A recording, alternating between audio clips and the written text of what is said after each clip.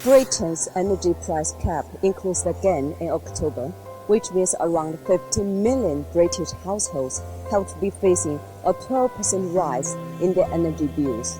Actually, this was the second time for the country's regulator to increase the energy price cap within this year.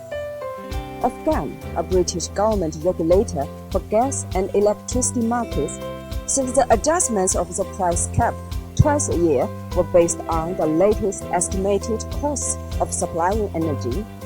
What do people in Britain think about the price hike? How will it affect their lives? Let's find out. It's getting more expensive. Our salaries are not following this with the prices of the goods. It'll be hard, especially in the winter. It's coming, so we need electricity in an affordable price.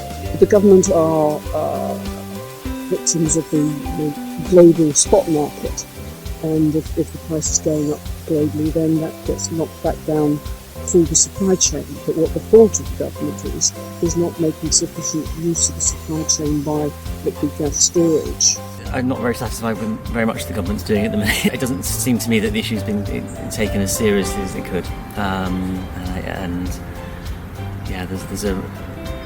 think there's a risk that actually, as winter comes, it's going to be very hard for a lot of people. Some European politicians, under pressure from consumers who face a huge jump in winter heating bills, say Russia could supply more and is using the gas price spike as leverage in a dispute over the Gazprom-backed Nord Stream 2 pipeline project. What are the real causes behind the soaring gas price in Britain and even the whole Europe? Is Russia to blame in this crisis? Let's hear the other side of the story. It is not true. The truth is that Russia has significantly increased gas production this year. For the first 9 months it has increased by 12%. Moreover, it is expected even higher, by 3% compared to 2019, before the pandemic. There are 3 reasons for that. The first and main one is that not just in China, but also in Europe and Russia the last winter was cold.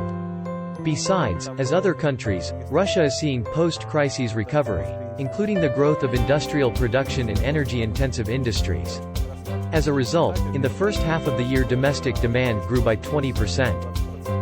The second reason is connected to the fact that due to the American sanctions the Nord Stream 2 gas pipeline starts operating 2 years later.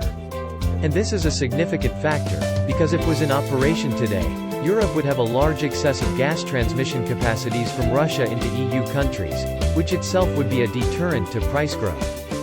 The third factor that plays an important role is energy policies of Europe. Unlike China, Europe has a very contradictory and in generally negative attitude towards gas in recent years within the framework of decarbonization policy.